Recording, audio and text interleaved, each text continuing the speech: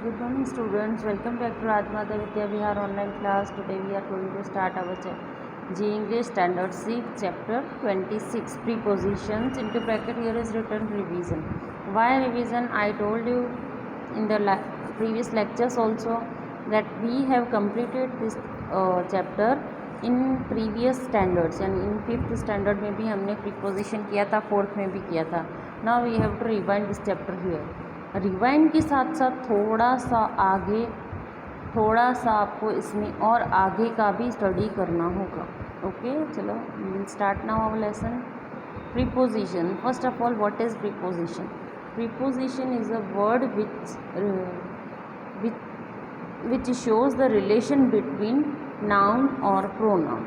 दो नाउन है या दो प्रोनाउन है या नाउन एंड प्रोनाउन है, उन दोनों के बीच में रिलेशन क्या है. रिलेशन मीन्स मदर फादर और सिस्टर ब्रदर वाला रिलेशन नहीं. रिलेशन कौन सा कि वो दोनों नाउन कहाँ पर किस टाइप से वो खड़े, प्लेस्ड कहाँ पर हैं, उसके बीच में जो रिलेशन होता है उसको बोलते हैं. जैसे book is on the table, तो बुक और टेबल इन दोनों के बीच में क्या वर्ड आया? ऑन. तो on preposition. Cow is standing under the tree. Under, tree और काउ ये दोनों नाउन है, तो दोनों के बीच में कौन सा रिलेशन हुआ? तो काउ ट्री के नीचे है, यानी under. Under is the preposition. Okay, now let us see our explanation. First, we have already learn that a preposition is a word that shows the relationship between two persons और things and that is placed before a noun और a pronoun. Now read the sentences. He showed his book to me. She brought a pen for him. The word to and for in the above sentences are preposition and the words me and him are the objects of preposition. अब हमने अभी तक सिर्फ preposition के words पढ़े हैं.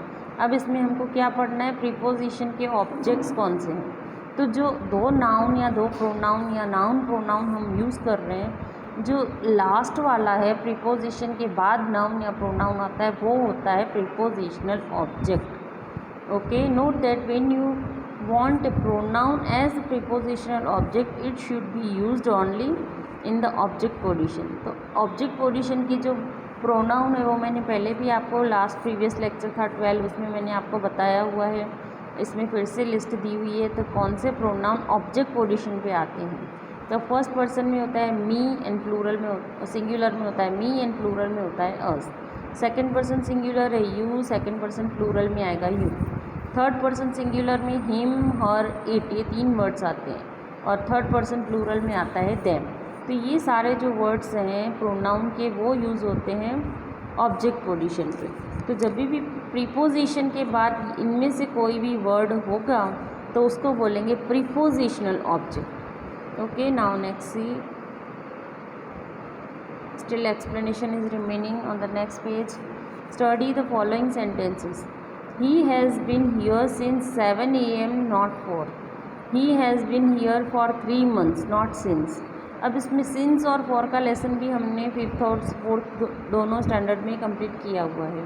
अब इसमें क्या है, जब फर्स्ट वाले सेंटेंस में लिखा है since, पर for नहीं यूज़ कर सकते, और सेकेंड वाले सेंटेंस में फॉर यूज़ किया हुआ है और इनटू ब्रैकेट लिखा है कि नॉट सिंस, मीन्स इसमें हम सिंस यूज़ नहीं कर सकते. अब क्यों ऐसा है? तो note that since is used with a point of time in the past. जो पास्ट में टाइम हो गया उसके लिए सिंस यूज़ होता है. मीन्स इसमें क्या है? Since 7 AM it has been here, यहाँ पर है 7 PM से लेके, तो ये पास्ट का पोजिशन हम बता रहे हैं. He has been here for 3 years, 3 years से लेके अभी तक इधर है. तो बात करने में जो चेंजेस होते हैं उसमें सिंस और फॉर का चेंज हो जाता है.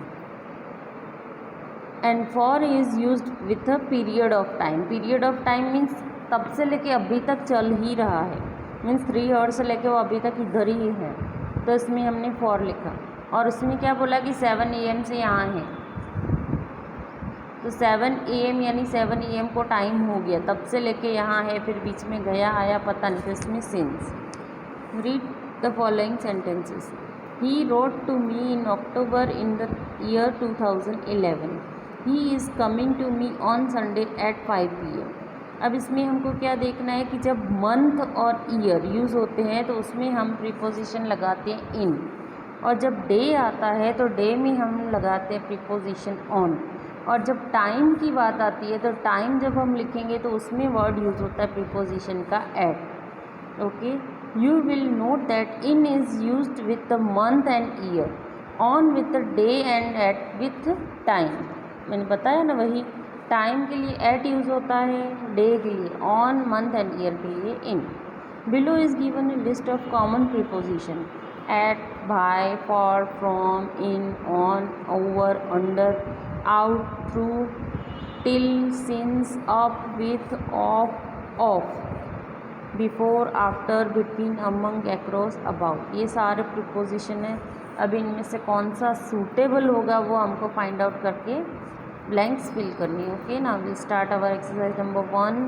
Fill in the blanks with suitable preposition selected from the list given below. Number 1 list given above, ऊपर जो लिस्ट थी उसमें से हमको ब्लैंक्स फिल करनी है। Number 1, Humpty Dumpty sat dash a wall. अब वॉल है उसके ऊपर बैठा है यानी on. Little Jay corner sat dash a corner, corner में बैठा है यानी in. My sister is fond dash sweets, fond के बाद ऑफ आता है। 3 वर्ड्स होते हैं जो याद रखना है जिनके बाद हमको ऑफ यूज़ करना होता है, fond of, proud of and afraid of.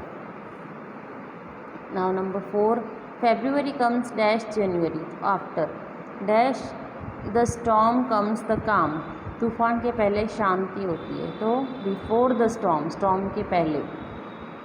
Number 6, कहीं कहीं हमको सेंटेंस भी की मीनिंग समझनी है, उसके बाद हमको ब्लैंक्स फिल करनी है, मीनिंग्स के हिसाब से भी आंसर्स होते हैं। Now number 6, mister boss is dash charge of the office, कौन सा चार्ज है तो इन चार्ज है, मीन्स हेड है, इन चार्ज, चार्ज में अभी ड्यूटी पे है। तो number 7, the princess sat dash the throne, throne यानी सिंहासन या पत्थर, उसके ऊपर बैठी है, ऊपर यानी on. He held the umbrella dash my head, अब अम्ब्रेला है हम सिर के ऊपर रखेंगे लेकिन ऑन नहीं बोल सकते इसमें, क्योंकि अम्ब्रेला जब हम पकड़ते हैं वो हेड पे टच नहीं होती, ऊपर होती है, इसके लिए इसमें यूज़ होगा over. Now the old man rested dash A shady tree, तो शेडी ट्री है तो उसके नीचे बैठा है यानी under. Who looks dash the poor girl, looks after होता है, लुक्स आफ्टर यानी ध्यान रखना, जैसे आपके पेरेंट्स आपका ध्यान रखते हैं तो looks after, your parents look after you. Number 11, Ashok was born dash Monday, अब डे आया तो ऑन, डैश द ईयर 2008, अब ईयर है तो इन, फर्स्ट में ऑन सेकेंड में in, on Monday in the year 2008। Number 12, dash what time is the next train due, अब next train कौन से टाइम पे आएगी, टाइम पे यानी टाइम है तो इसमें आएगा at. Number 13, there was a small hut dash the road, road के आउट साइड में एक हट है तो एक्रॉस आएगा इसमें। He heard a knock dash the door, door पे नॉक करते हैं तो एट आए।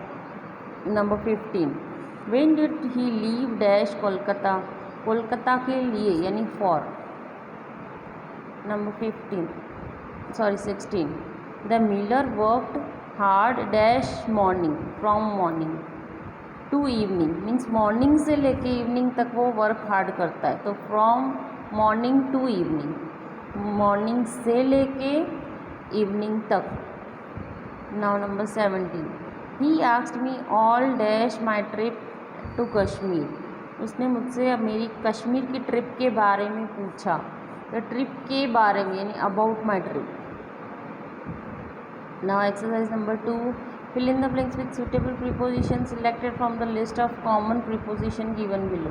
अब इसमें ब्रैकेट दिए हुए हैं, उसमें जो वर्ड्स हैं उसी में से ही हमको फाइंड आउट करके ब्लैंक्स फिल करनी है। Number 1, I am proud dash my school, proud के बाद ऑफ आता है। Number 2, my house is next dash his, मेरा घर उसके घर के पास में है यानी नेक्स्ट टू, उसके बाद आता है यानी नेक्स्ट टू, जैसे नंबर में बोलते हैं तो 3 is next to 4। Number 3, I waited dash him, waited with him for a long time, लंबे टाइम तक उसका वेट किया, कहाँ पर, एट द एयरपोर्ट, प्लेस है इसके लिए at the airport. Proper place का नाम हो, जैसे हम टेबल पे बैठे तो on the bench, on the table ऐसा आएगा, ऑन द चेयर, पर एयरपोर्ट पूरा प्लेस है, पूरे एयरपोर्ट में हम कहीं एक जगह पे बैठेंगे, इसके लिए at the airport. Number 4, the situation is now dash control, control में है यानी in under control. Number 5, he visited my house on Sunday at 3 o'clock, time है तो एट, डे है तो on. His friends were annoyed with him, झगड़ा कर रहे थे तो उसके साथ यानी with him.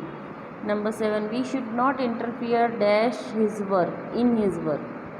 Number 8, the man was guilty dash theft, उसकी चोरी के लिए वो गिल्टी फील हुआ चोर को, तो और। Number 9, I am grateful dash you dash your help, I am grateful to you यानी थैंक्स बोलते हैं ना, थैंक्स टू यू, किसके लिए, फॉर योर हेल्प, तुम्हारी हेल्प, तूने मेरी हेल्प की उसके लिए, तो to and for. Number 10, the driver was fined dash rash driving, तो for rash driving, rash driving के लिए उसको पनिश हुआ। Number 11, they talked dash a while and then left the hall, talked for, थोड़ी देर के लिए उन्होंने बात की, अ वाइल यानी फॉर ए वाइल, थोड़ी देर के लिए उन्होंने बात की, फिर हॉल में से बाहर गए। Number 12, good health is essential dash success in life, for success, success के लिए गुड हेल्थ ज़रूरी है, तो for success. Number 13, I am terribly afraid of snacks, afraid है तो ऑफ आएगा। I believe dash God, in God, God में विश्वास है। Smoking in the railway compartment is dash the rules, against the rule, rules के खिलाफ है यानी against the rule. Number 16, Amit has not yet recovered dash is illness, उसकी बीमारी में से अभी तक वो रिकवर नहीं हुआ यानी from. Okay, now your our lesson completed. I hope you all have understand, we will meet again soon for 26th chapter. Okay, till then be ready, be safe and prepare for your lessons. Okay, bye bye.